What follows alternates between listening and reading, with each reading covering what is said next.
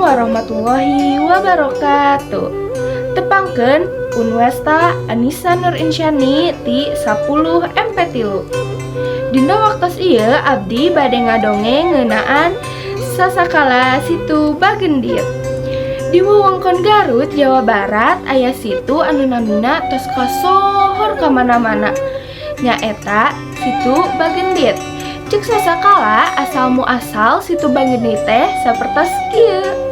Zaman baheula di hiji kampung aya randa anu beungharna kacida. Cek paribasana kabeungharan Nyi Randa teh estu timpak-timpuk sagala boga.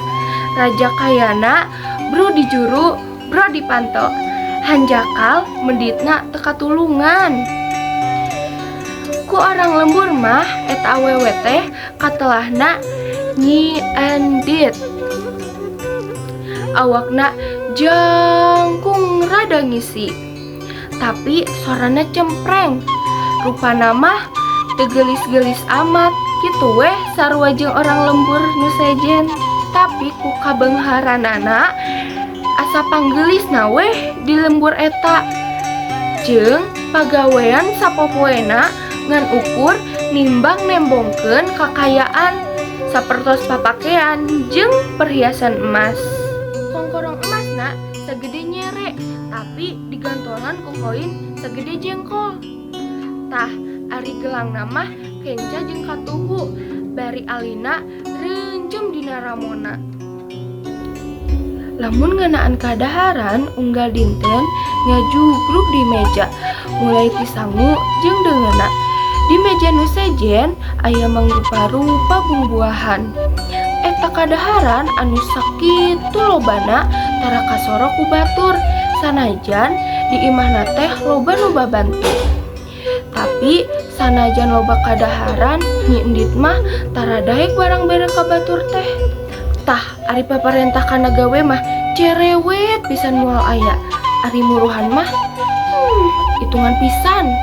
Matakna ku orang lembur mah Nyi Endit teh katelahna Nyai Randa Medit. Urang salemburna geus apal pisan kapeditan Nyi Randa teh. Lain bae karasa ku bujang-bujangna, tapi oge karasa ku urang salemburna. Di eta lembur Nyi Endit teh jiga hirup sorangan. Kata tangga oge teu malire. Jeung teu daek nulung kanu butuh, jeung teu daek nalang kanu susah. Sapopoe nu dipariksa ngan ukur harta banda manehanana, cenah mah sieun aya nu leungit. Leuit anu dijajar-jajarkeun dikunci di gembokan. Baju ditumpak timpuk di lomarian. Duit disumput-sumput di handapeun kasur. Dina hiji poe di buruan Nyi Endit datang aki-aki. Eta aki-aki teh langsung nyarita ka Nyi Endit. Nyai, nyuhunkeun piwelas, aki teh sababaraha dinten teu kararaban sangu. Ngadenge lumangisna aki-aki keur Nyi Endit mah moal matak nimbul rasa karunya, tapi malah malik ambek. Terus si aki-aki diusir sapanajongan Nyi Endit. Isukna eta aki-aki jol deui. Bari ngelingan Nyi Endit sangkan daek tutulung kanu butuh tatalang kanu susah. Tapi hate Nyi Endit teh heuras jiga batu. Sakali deui eta aki-aki nu dipikarunyaeun teh diusir sapanajongan Nyi Endit. Salina aki-aki datang deui. Ayeuna mah ku Nyi Endit teu ditungguan lila-lila, langsung diusir di hareupeun imahna. Aki-aki teh carindak-dak bakat ku nalangsa. Cep nancep itek aki-aki di buruan Nyi Endit. Aki-akina ngaleos Endit teuing ka mana.